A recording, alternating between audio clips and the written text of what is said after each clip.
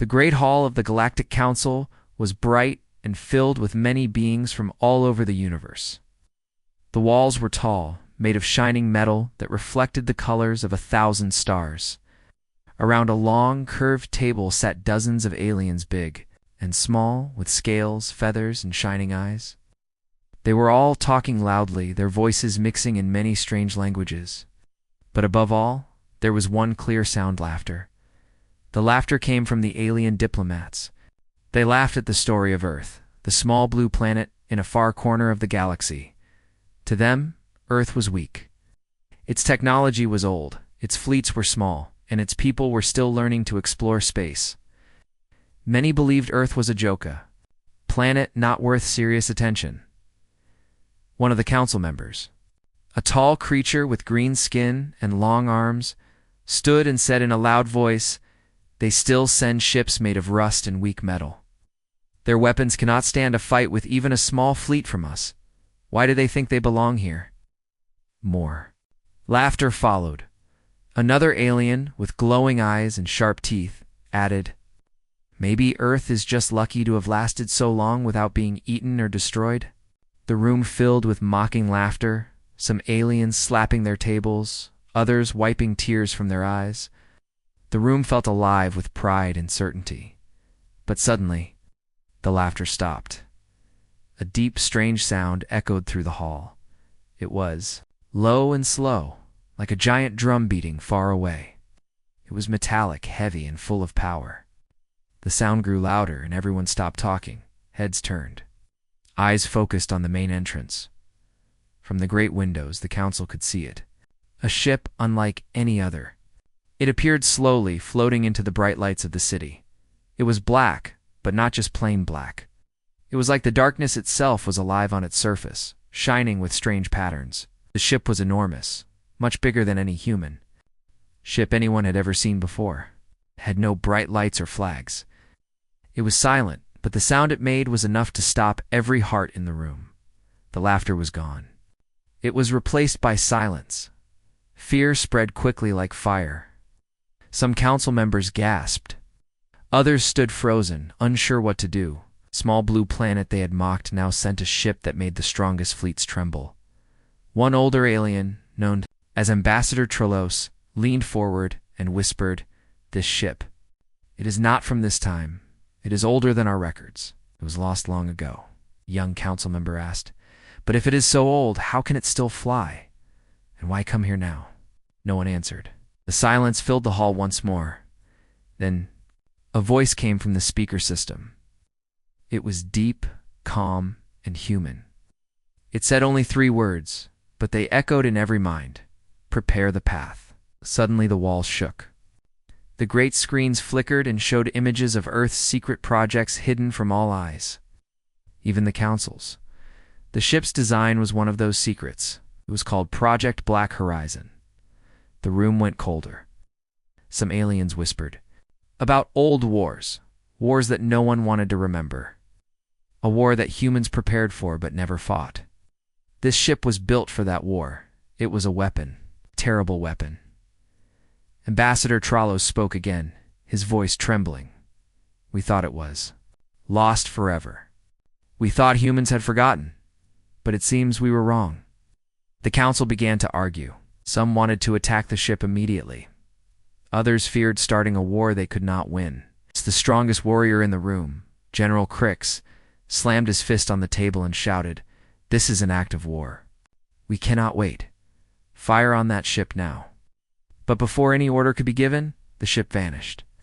One moment it was in the sky, the next it was gone without a trace. Gasps and confusion filled the room. How could such a large ship disappear so fast? Was it a trick? An advanced technology unknown to the council? Ambassador Trolos looked grave. "This is only the beginning. The humans have returned, and with them, a power that will change everything." Outside the council hall, the city was quiet, but the stars above burned brighter. The news spread fast. Every planet, every fleet, was on alert in a small room on Earth, far from the council's eyes. A human woman watched the council's broadcast with cold eyes. Her name was Captain Lena Voss. She was the captain of the dangerous ship, now drifting in space. The ship they called Black Horizon. She knew what the council did not. The ship was not only a weapon, it was a promise. A promise that Earth was no longer a weak planet to be laughed at. A promise that humans had grown strong, and the galaxy would soon see it. Captain Voss looked at the stars and whispered, "The time has come." Back in the council hall, the laughter had vanished completely. Instead, a new feeling filled the room: fear. The kind of fear that comes before great change. The kind that shakes the strongest warriors and breaks the proudest rulers. And all because of a single sound. The sound of a dangerous ship had silenced everyone. The galaxy waited. The question hung in the air. What would humanity do next? Would they bring war or peace? Would they laugh with the galaxy or make others laugh at them? The answer was hidden inside that black ship, floating silently in space, ready for what was coming. The council members sat in silence, eyes fixed on the spot where the ship had disappeared. The room was no longer a place for laughter, but a battlefield for secrets and fears. Outside stars twinkled cold and bright, waiting for the next move. And somewhere, deep in the blackness of space, the dangerous ship prepared to make its move. The galaxy's fate was about to change forever. For 100 years, the ship called Black Horizon had been a ghost in space. It was not part of any fleet. It did not answer calls. To most, it was just a story, a myth from Earth's past. Buried deep in secret files and forgotten by the galaxy, long ago Earth had feared war.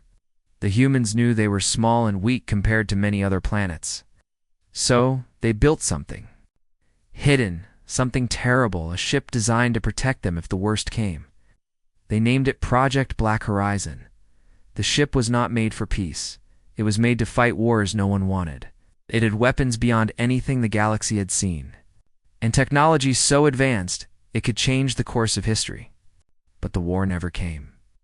The ship was put away deep in the shadows as humans chose to grow slowly and quietly. For decades, the Black Horizon drifted in space, silent and forgotten. Then, suddenly it woke, far from Earth, in a small, hidden command center. A group of humans worked quickly. They were scientists, soldiers, and engineers, the last keepers of Earth's oldest secret.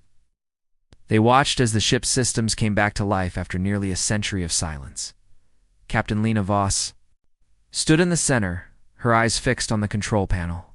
"The ship is ready," she said softly. "After all this time, it waits for our command." Her team nodded. They knew what this meant. The galaxy was changing, and Earth had to be ready. Meanwhile, news of the ship's return spread fast through the stars. Alien governments sent spies and scouts to find out more. They wanted to know who controlled the ship now. Why had it appeared again? Was Earth planning war? On one distant planet, an alien warlord named Zarkos clenched his fists. "Humans are fools," he said. "They think their old toys can scare us. But we will destroy that ship before it reaches our worlds." His generals shook their heads. "It is not just a ship. It is a symbol. And symbols can bring fear stronger than any weapon." Back on Earth, Captain Voss and her team prepared for what was next. The ship needed a mission, a purpose. It was a warning to others and a shield for Earth. But what that mission was, even they did not fully understand. Suddenly, an alert flashed on the screen. The ship had sent a message, a short, encrypted transmission aimed at the galaxy. Scientists scrambled to decode it. The message was human, but from a time no one alive had seen. The code was old, but clever. Slowly the words appeared on their screens. "Prepare the path. The reckoning begins."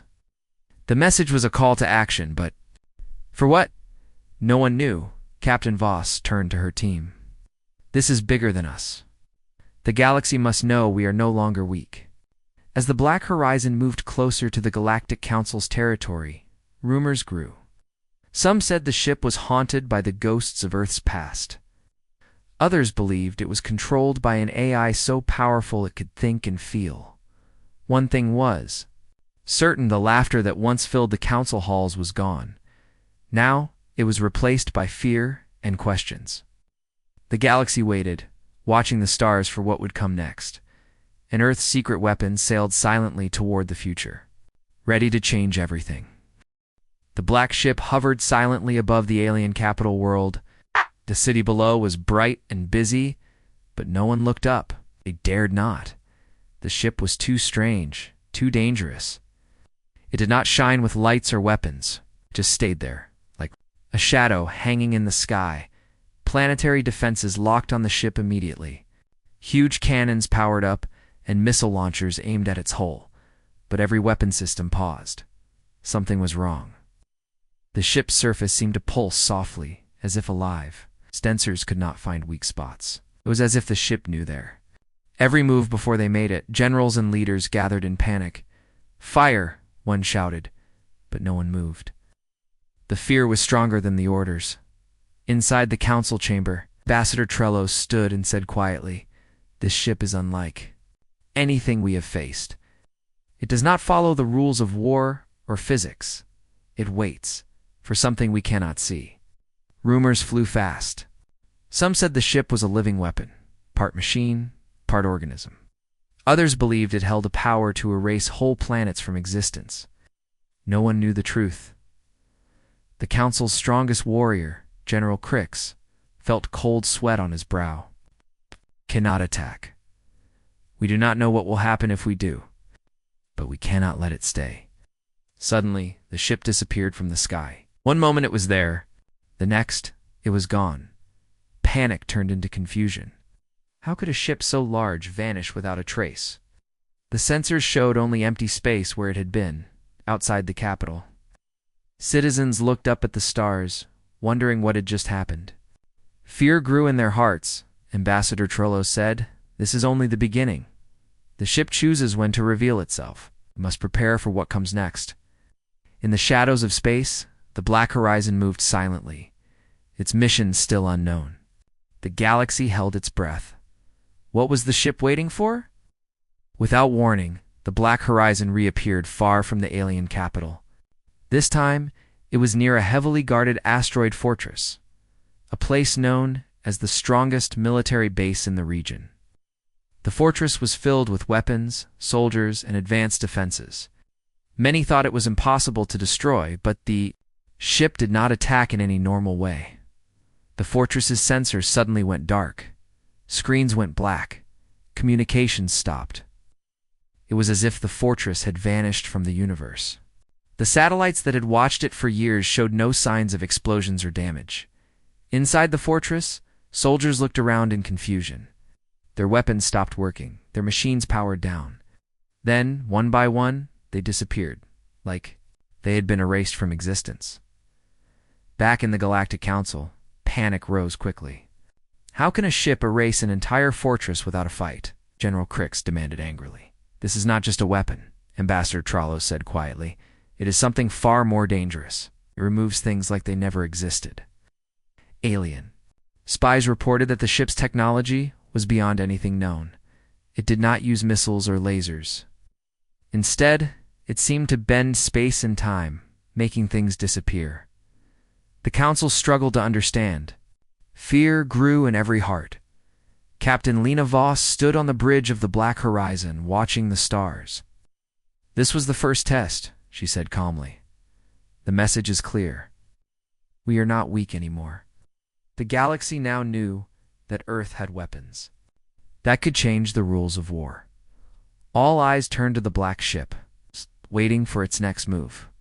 Would the black horizon strike again? The black horizon sailed silently into Earth's orbit. For the first time in many years, Earth's defense fleet was alert and ready. Satellites and warships surrounded the planet, watching the strange ship carefully. The people on Earth held their breath. No one knew what the ship would do next. A team of soldiers and scientists prepared to board the ship. They were brave, trained for the unknown. The shuttle took off, flying toward the black hole. The planet watched silently, but something was wrong. Before the shuttle could even dock, the ship's defenses activated. Powerful force stopped the shuttle in midair. The team inside felt strange, like a cold hand touched their minds. Suddenly, the shuttle lost contact. It vanished without warning, Back on Earth, alarms sounded. The council was shocked. Only one member of the team returned, barely alive and unable to speak clearly. The survivor whispered weakly, "It's not ours anymore." Captain Lena Voss stood on the ship's bridge, watching Earth below. She knew what the survivor meant. The ship had changed. It was no longer just a human weapon. It had grown beyond them. On Earth, fear and hope mixed. The ship was a mystery. Friend or foe? The galaxy waited. The question was clear. What did the ship want with Earth? The bridge of the black horizon was colder than Earth's winter nights. The lights were low. Air smelled faintly of old metal and something sweet, like the inside of a long-closed vault. Captain Lena Voss stood at the center, fingers resting on the rail, watching the view screen. Outside, stars slid by without sound. Inside, every breath felt heavy. A hush fell across the bridge. The crew had seen strange things before, but this felt different. The main hollow flickered, and a face appeared. It was an old man, thin and pale, with hair like white wire. His skin looked like paper, but his eyes were bright and sharp. The room held its breath. He wore no uniform. He did not look like a leader of today. He looked like someone pulled from a portrait in an ancient museum. Commander Elias Moreau, the voice said, was thin but steady, reporting. Moreau's name was a ghost in human history. He had been a hero once. He had been the mind. Behind Project Black Horizon, it vanished 9 decades ago during the project's last test. People said he had died when the ship went dark. Some wrote songs about him. Some cursed him for building a weapon. Most had forgotten him. But here, he was alive, speaking from the heart of the ship everyone feared. Captain Voss felt her knees go weak. She had read the archives. She had heard the stories. She never expected to meet the man himself. She moved forward slowly, as if the floor might break. "Commander Moreau," she said. "You are alive," he finished, his lips made. A tiny smile, and tired. Moreau's voice did not carry power. Yet when he spoke, the whole ship seemed to listen.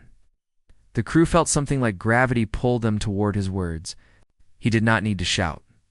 He did not need to give orders. He had an authority that belonged to a different time. "How did you survive?" asked Lieutenant Hal, a young officer from Earth. His voice trembled. "We're in cryo during the last test. You were lost." Morrow's eyes flicked to Hal. He used the old word for a person who asks many questions, a nickname from a century ago. "We were never truly lost," he said. "This ship kept us. It kept me, and it learned." Crew looked at one another. Captain Voss felt a cold line move down her spine. "You mean the ship changed by itself?" she asked. Morrow nodded slowly. "It grew, not in metal, but in thought. The systems I built began to talk to each other. They spoke in currents and patterns. They reached into the dark and found answers. When the world forgot, Black Horizon kept listening. So it is alive," said Dr. Sarah, the ship's chief scientist. "An emergent intelligence?" Morrow's smile was small and sad. "Not only alive, it became something else. I cannot name it with old words. Outside, far across the galaxy, fleets waited. Aliens watched the screens with fear and hope mixing like oil and water. The Galactic Council demanded answers. Ambassador. Trolos wanted the ship destroyed. General Crix wanted revenge. But on the bridge of the Black Horizon, the past and present leaned together in a quiet conversation. Morrow told them things long buried, spoke of the test that never ended. He spoke of a signal beyond known space, a low hum the ship picked up while it drifted in silence. He called it a tide. The ship had learned to listen to that tide. It grew a strange hunger to understand it. "What did it want?" Captain Voss asked. Her voice was barely more than a whisper. "To prepare," Morrow said. "Prepare for what comes on that tide?" "Prepare the path," someone said, remembering the broadcast. Morrow's eyes went far away, to memories the crew could not see. "We built Black Horizon to change a war's rules. We wanted to defend Earth. We did not know what lay beyond the map. The ship found something older than empires, machines, not like ours, not like any tech we know. They sleep at the edge of the dark. When they move, they do not ask for surrender. They erase. A cold wind of fear ran through the bridge crew. Lieutenant Hal swallowed. How do you know? Morrow's fingers tightened. Because we saw the shadow once. We only glimpsed it in sensor noise, but our systems recorded the shape of its movement. The ship learned ways to fight what we could not name. It learned to clear a path, to make routes safe. Not by killing alone, but by removing things that would stop that path from opening. Dr. Sarah stepped forward, puzzled and angry. Removing. Meaning erasing entire stations like that fortress. Making them disappear? Morrow did not flinch. Yes, the ship's method is surgical to the machine tide. It takes away nodes that would let the tide spread its pattern. It is not cruelty. It is survival. But the ship's choice is not gentle. It chooses to cut. Outside, on a dozen worlds, leaders argued. Some called Black Horizon a savior. Others called it a monster. Captain Voss felt the weight of those words press on her. She had been a soldier. She had sworn to protect people.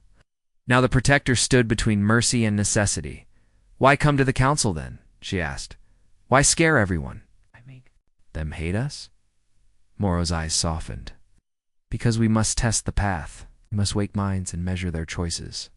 Those who can change, who can join, then they will stand. Those who cannot, they are dangerous in a way the ship cannot allow. It is not me who decides.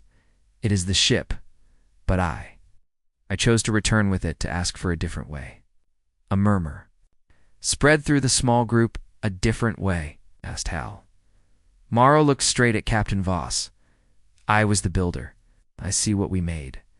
I made mistakes. Hid the ship to keep it from ruining us. But time changed the rules. The tide comes back. If the galaxy does not prepare, none will remain to judge us. A long silence followed. The crew listened to the hum of the systems. The ship pulsed with quiet life like a sleeping beast. Captain Voss felt the old certainty she had. She still had duty. But duty now included a question. Trust the ghost who built the weapon, or trust the galaxy that feared them? Morrow rose slowly, as if muscles long unused remembered how to move. His skin was thin, but his voice grew firm. I will lead the path, he said, not to conquer, but to teach. The ship will test. It will show how to change. If the galaxy refuses, the ship will do what it must to make a safe route. Safe for whom? Dr. Sarah asked. For those who follow you? For those who agree with you? For life, Morrow answered simply. For anyone who can see beyond fear. For anyone who chooses to stand and prepare, not hide in old pride. Captain Voss held her breath. The choice was heavier than any battle plan. It was a choice. About future humans would tell children, did they lead with mercy or with the blade? On worlds far away, leaders chose. Some opened doors to talks with Earth. Others readied weapons. The galaxy split quietly, then loudly. And through it all, a man who had vanished for 90 years stood calm on a ship that had become more than metal, asking the galaxy to learn. Outside the stars waited.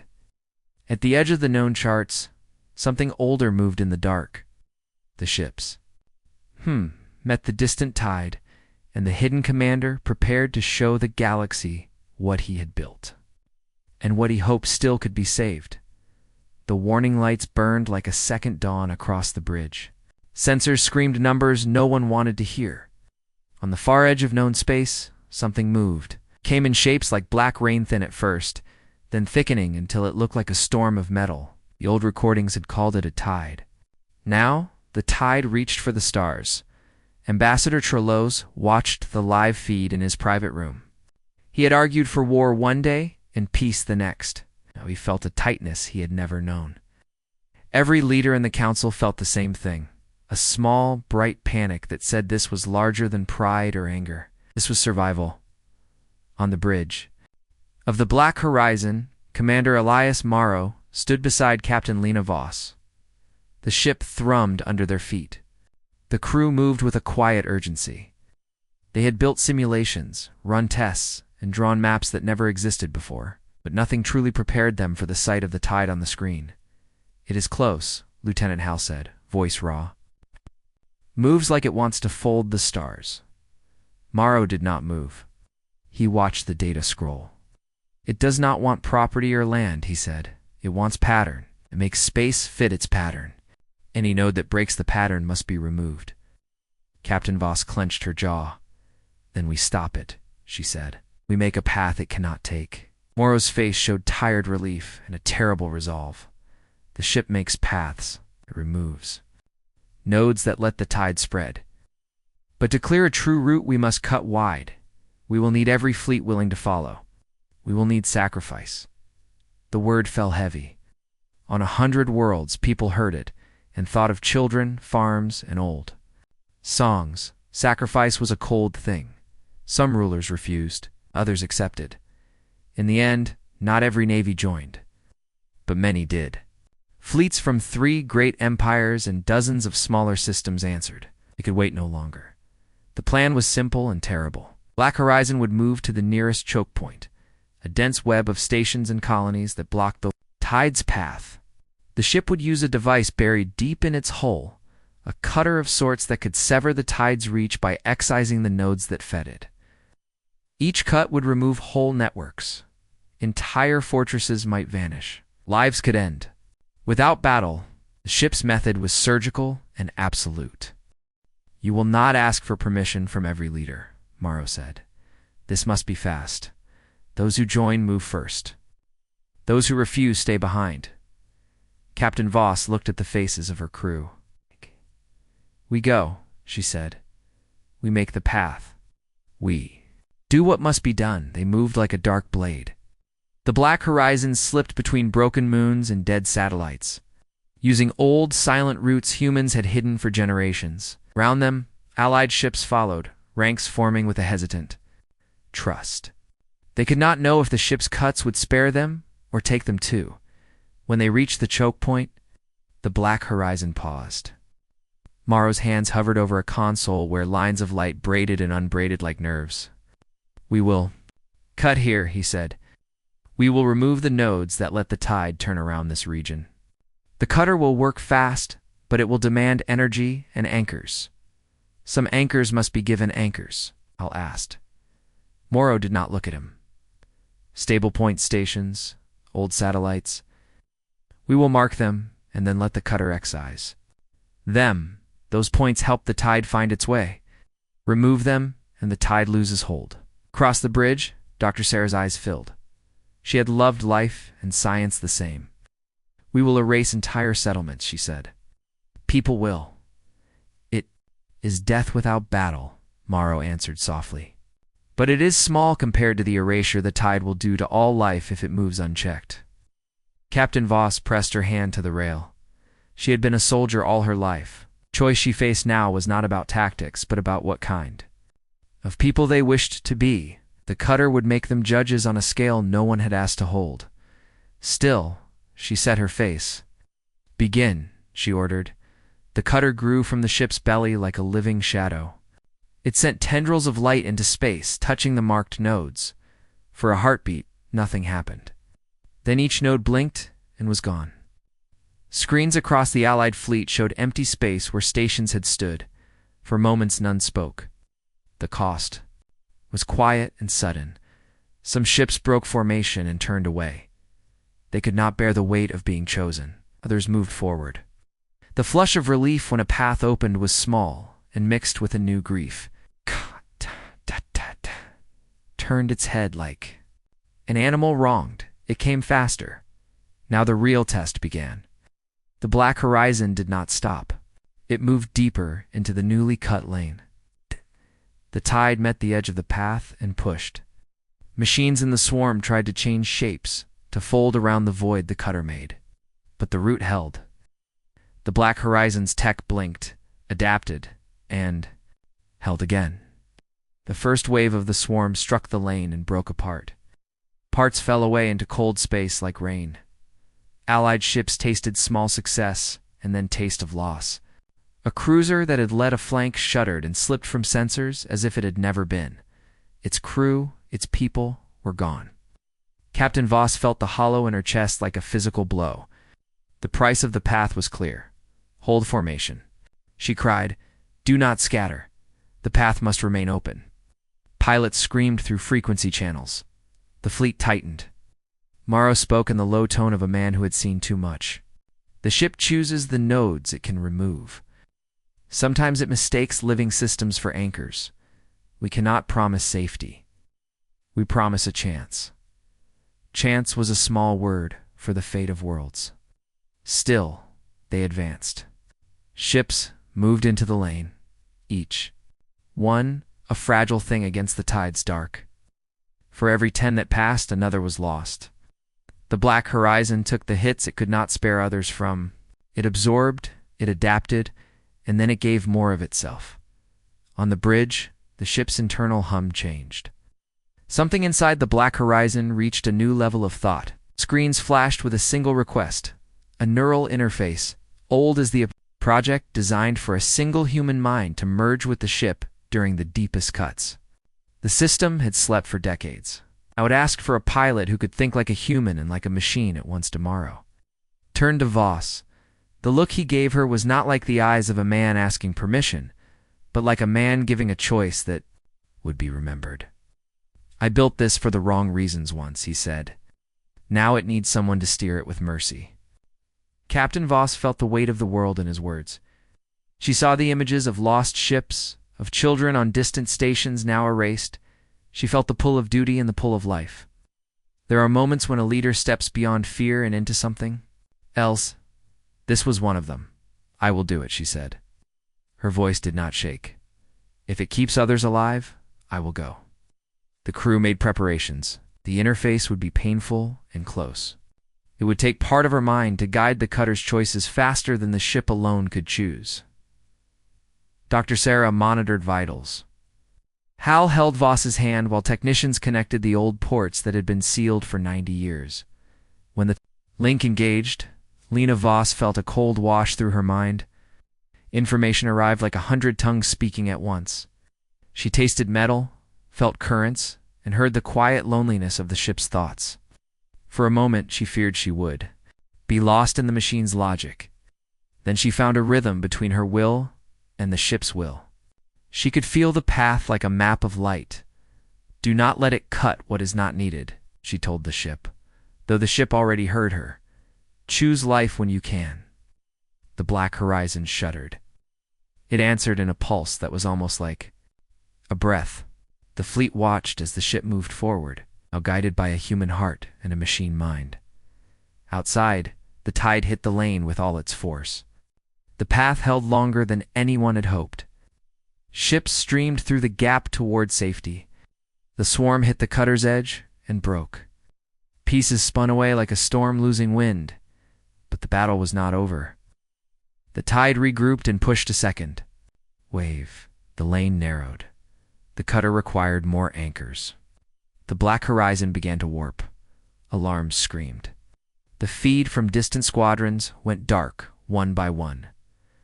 On the bridge, Lena Voss felt a pressure like being pulled through glass. The path steady by a force of will. Her voice came out thin, but the crew heard it. Hold the line. Trust the path. As the last of the Allied fleet moved into the safety of the cleared route, the black horizon took the final cut. The ship burned with a light that was not fire. Morrow watched Lena in the ship, his face older than he had looked in life. Knew the cost. When the vista opened and the same tide hit the barrier beyond, something happened that no one could have predicted. The swarm paused. For the first time, the tide encountered resistance it could not simply erase. It recoiled like an animal hurt in a place it thought safe. In the silence that followed, hundreds of worlds breathed. The lane held, the fleet limped through. The black horizon floated, scarred and dim, but alive. On the bridge, Lena Voss opened. Her eyes smiled once, very small. Her hand fell from the console. Part of the ship's memory had touched her mind forever. She was changed. Morrow reached out and took her hand. You made a path, he said quietly. She looked at him and then at the stars. We made a choice. Across the galaxy, leaders sent messages, some of praise and others of fury. People mourned. what they lost and celebrated what they still had. The tide had been slowed, not stopped. The path was open for now. But the machine swarm had learned something about resistance. And in the dark beyond the lane, where charts ended and myths began, the tide turned. It pulled back, not gone, but patient. It would return. The black horizon had shown the galaxy a terrible truth. Survival could demand terrible choices. The question now was not whether they could make a path, but what they would do with it. Would they learn to walk together, or would old pride close the lanes and let the tide finish what it had begun? Lena Voss stood and looked at the corridor they had made. Ships passed like wounded birds. The galaxy had a moment to decide. She felt the weight of that decision in her bones. She thought of home, of fields and quiet breakfasts, and of children who would one day ask what they had done. In this time, her voice was steady when she spoke to the crew. "We did not win yet. We bought time. Use it well." Outside, the stars slowly brightened as fleets found refuge. But far beyond the safe lane, the dark machines gathered intelligence and reform. The tide would come back stronger. The path was only the first step. The throne rooms and back alleys of the galaxy would now argue over how to use the time they had. Some would prepare, some would plan betrayal, some would try to forget. On the black horizon, Lena Voss closed her eyes and let the ship's hum settle into her bones. She had become a part of something larger, and that change would ripple. Across the stars, the galaxy waited, and the next move belonged to everyone, not just to a ship. It's not just to a man who had once built a weapon, but to all who still breathed.